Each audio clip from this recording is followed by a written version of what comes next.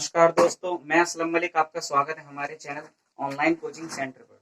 दोस्तों, जैसा कि आपको पता है, यूपी के लिए जो लेखपाल की वैकेंसी है उसके लिए हम सामान्य हिंदी का अध्ययन कर रहे हैं, जिसमें आज हमारा टॉपिक है संधि। संधि में हम पहले पढ़ चुके हैं संधि के टाइप्स, जिसमें हमने स्वर संधि को डिस्कस कर दिया आपके साथ। और आज का हमारा जो टॉपिक है, संधि का प्रकार है, वो है व्यंजन संधि। व्यंजन संधि को आज हम समझेंगे विस्तार से कि व्यंजन संधि किसे कहते हैं और इसके एग्जाम्पल क्या क्या हैं और इसके नियम क्या क्या हैं, जिससे हम व्यंजन संधि को हम समझ सकते हैं या कोई भी एग्जाम्पल उदाहरण देखकर हम उसको बता सकते हैं कि इसमें व्यंजन संधि का प्रयोग हुआ है। तो चलिए स्टार्ट करते हैं व्यंजन संधि की परिभाषा से। आपको बता दूं दोस्तों, यदि आप हमारे इस चैनल पर नए हैं तो हमारे इस चैनल को सब्सक्राइब जरूर करें तथा पास वाले बेल आइकन को प्रेस कर दें, जिससे हमारी जो भी लेटेस्ट वीडियो आती हैं तो वो आपको नोटिफिकेशन आपको मिल जाए। तो चलिए स्टार्ट करते हैं।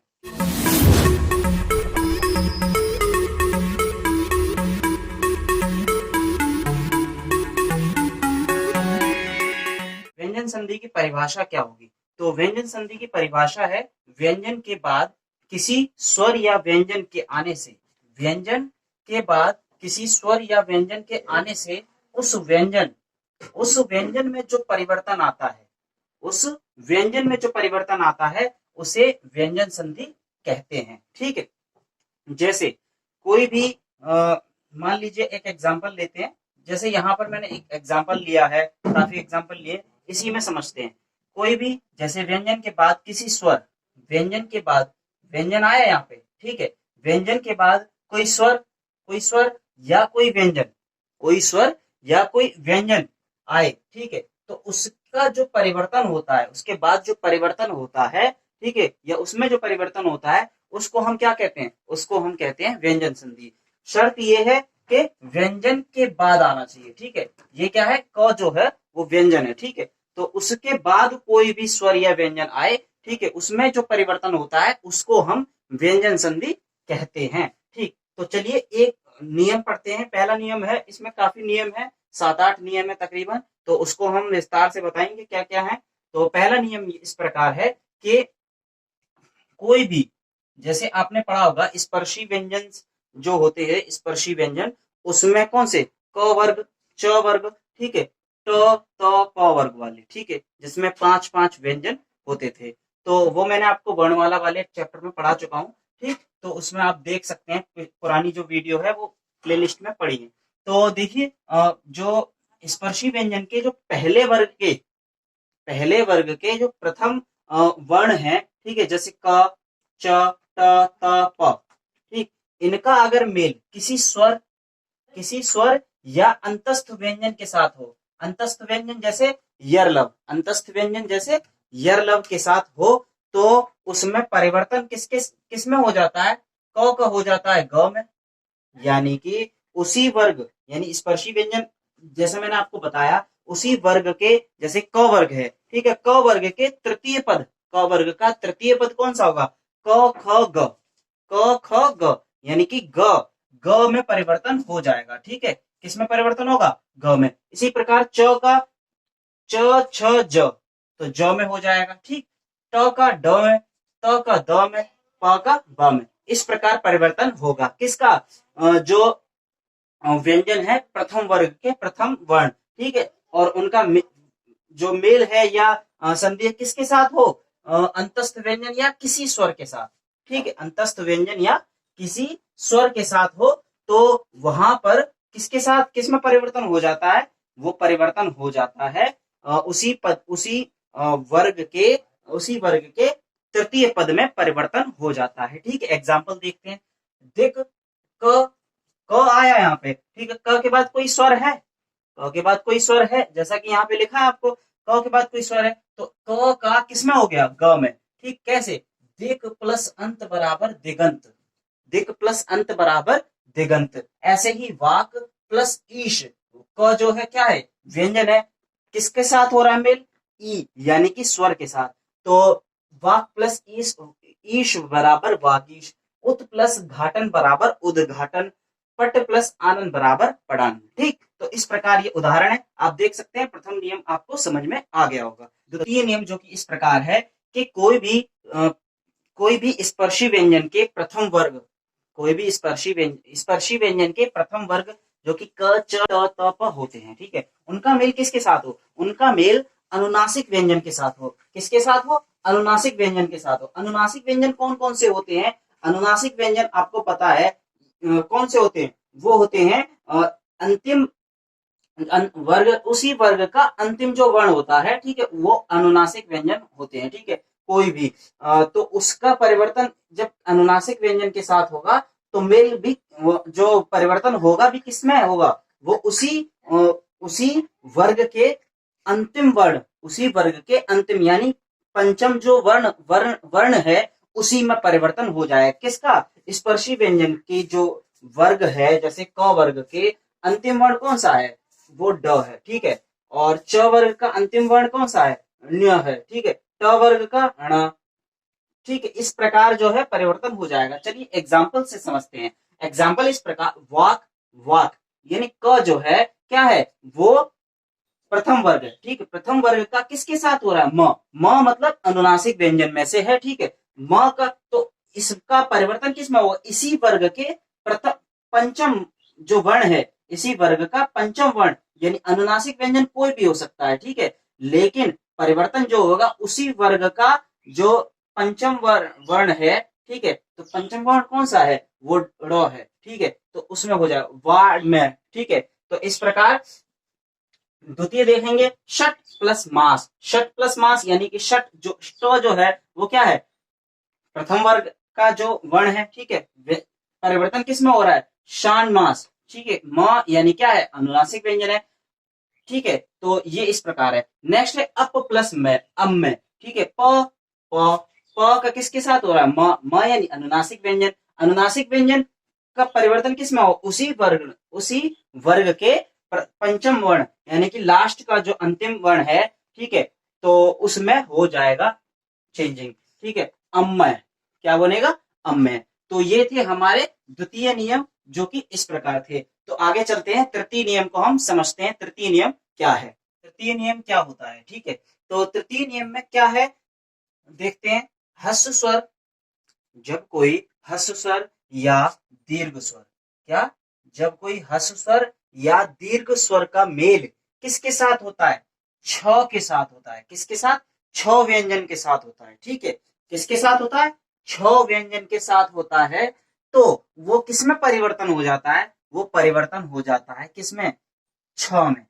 च और छ का मेल जो है वो बन जाता है, यानी हस्व स्वर और दीर्घ स्वर का छ के साथ मेल करके हमें किस नए शब्द का जो उच्चारण होता है वो किसका होता है? च का। ठीक है, आधे च का जो हम उच्चारण साथ में करते हैं किसके? छ के। ठीक है, तो चलिए एग्जाम्पल देख लेते हैं। एग्जाम्पल जो कि इस प्रकार है, यहाँ देखिए, यहाँ क्या है? ये यहाँ पर हस्व स्वर है। ठीक है, हस्व स्वर का मेल किसके साथ हो रहा है? छ के साथ, यानी परि प्लस छेद। परि प्लस छेद बराबर परिच्छेद। क्या हो गया? परि प्लस छेद बराबर परिच्छेद। ठीक है, तो अगला एग्जाम्पल क्या है? आ क्या है? दीर्घ स्वर है। ठीक है, आ प्लस छादन। आ प्लस छादन यानी कि छ बराबर क्या हो गया? आच्छादन। आ प्लस छादन बराबर आच्छादन। तो ठीक है, तो ये समझ में आ गया होगा। नेक्स्ट देखते हैं नियम 4। नियम 4 क्या है? जबकि कभी म व्यंजन का मेल जो है किसी किसी स्पर्श व्यंजन, किसी स्पर्श व्यंजन आप जानते हैं, क वर्ग, च वर्ग, ट वर्ग और त प वर्ग। ठीक है, इन पांचों वर्ग और ड और ढ। ठीक है, ये जो है 27 जो है स्पर्शी व्यंजन होते हैं। ठीक है, उनके साथ यदि मेल हो किसका? म का, तो उसका परिवर्तन किसमें हो जाता है? उसी वर्ग का पांचवा वर्ण में। ठीक है, किसमें हो जाता है? उसी वर्ग के पांचवें वर्ण में उसका परिवर्तन हो जाता है। और जिसको हम क्या कहते हैं? जिसको हम कहते हैं अनुनासिक व्यंजन। अनुनासिक व्यंजन हम उसको कहते हैं। तो चलिए एग्जाम्पल देख लेते हैं। सम प्लस च, सम प्लस च बराबर संचय। मैं आपको वही बिल्कुल एग्जाम्पल दूंगा जो एग्जाम में निरंतर पूछे जाते रहे हैं। ठीक है, सम प्लस चय बराबर संचय। सम यानी कि म प्लस चय। च क्या है? च जो है कि वो स्पर्शी व्यंजन है, स्पर्श व्यंजन है। तो किसके साथ? मां के साथ जो मेल हुआ तो क्या बना? संचय। क्या बना? संचय। ठीक। घम प्लस टा बराबर घंटा। घम प्लस टा बराबर घंटा। सम प्लस तोष बराबर संतोष। ये जो एग्जाम्पल है ये काफी बार एग्जाम में पूछा गया। ठीक, तो आगे देखते हैं। फिफ्थ जो है नियम देखते हैं हम। यदि कभी त और द, त और द का मेल किसके साथ हो? ज या झ के साथ। त और द का मेल यदि कभी झ या ज के साथ होता है तो हम उसमें परिवर्तन किस प्रकार करते हैं या किस प्रकार उसमें परिवर्तन हो जाता है? तो वो एक सिंगल ज में परिवर्तन हो जाता है। ठीक, एग्जाम्पल देखते हैं। उत प्लस ज्वल। उत प्लस ज्वल बराबर उज्ज्वल। उत प्लस ज्वल बराबर उज्ज्वल। तो देखिए यहां पर उत यानी कि त या द, तो इनमें से क्या है? तो का किसमें किसके साथ मेल हुआ? ज के साथ। ठीक, तो क्या बना? उज्ज्वल यानी कि ज ही बना। ठीक, तो एक ज पहले से था, एक और बन गया किसके मेल से? त और ज के मेल से। ठीक, तो बन गया उज्ज्वल। तो ये एग्जाम्पल काफी बार पूछा गया है। आगे है सत प्लस जन। सत प्लस जन बराबर सज्जन। तो क्लियर है ये जो पॉइंट है, फिफ्थ नियम जो है वो क्लियर हो गया होगा आपको। नेक्स्ट है 6 नंबर। स्वर, किसी यानी कि स्वर सिर्फ और सिर्फ अ और आ को छोड़कर, यानी कि ये जो अ है और आ है इनको छोड़कर कोई भी स्वर आ जाए। ठीक है, उसका मेल यदि किसी स्वर, यानी स्वर कौन कौन से? अ और आ को छोड़कर कोई भी स्वर का मेल स के साथ हो। किसके साथ? स। ठीक है, स सवाल जिसको बोलते हैं, स के साथ हो तो उसका परिवर्तन किस में हो जाता है? उसका परिवर्तन हो जाता है श में। ठीक है, किस में हो जाता है? श में। शलजम वाले श में परिवर्तन हो जाता है। एग्जाम्पल देखते हैं। अभि।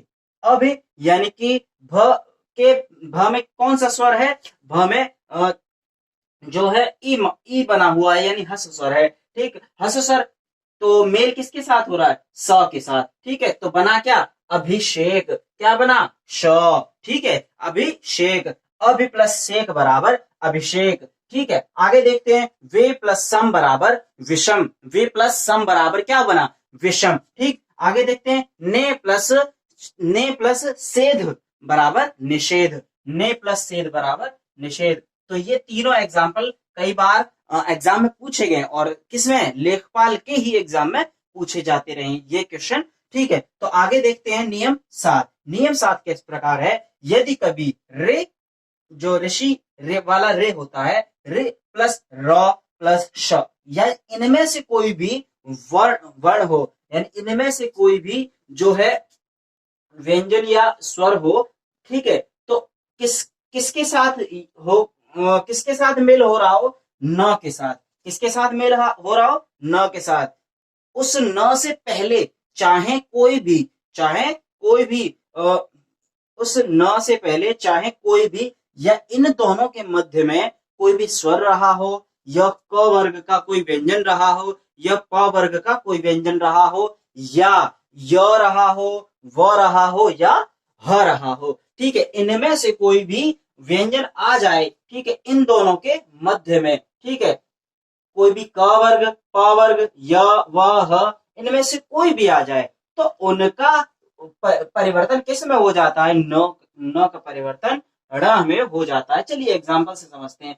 भर, भर प्लस अन। भर प्लस अन यानी र के बाद क्या आया? न। ठीक है, न से पहले कोई भी स्वर आए। ठीक है, या क वर्ग का व्यंजन हो, या प वर्ग का व्यंजन हो, या य हो, चाहे वह हो, चाहे यह हो, तो इनमें से कोई भी आ जाए तो उसका परिवर्तन किसका? न का परिवर्तन किस में हो जाता है? ण में हो जाता है। ठीक है, तो इसका क्या किस में परिवर्तन हुआ? भरण। किस में हुआ? भरण। भर प्लस अन बराबर भरण। ठीक, आगे देखते हैं। भूष प्लस अन। भूष श आया, जैसा कि यहां आपको प्रतीत हो रहा है, श प्लस अन बराबर भूषण। ठीक, आगे है रामायण। राम प्लस आयन। राम प्लस आयन बराबर रामायण, यानी राम म का किसके साथ हुआ, न के साथ। उससे पहले चाहे आया हो या आया हो, कुछ भी आया हो, ठीक है, तो उसका परिवर्तन किस में हुआ, ण में हुआ। तो यहां हमने देखा ण आया तो परिवर्तन किस में हो गया, रामायण में। ठीक है, तो दोस्तों ये था हमारा स्वर संधि का लेक्चर। तो इसमें आपको कोई भी परेशानी हो या इससे रिगार्डिंग कोई भी दिक्कत हो तो आप बेझिझक हमारे कमेंट बॉक्स में पूछ सकते हैं।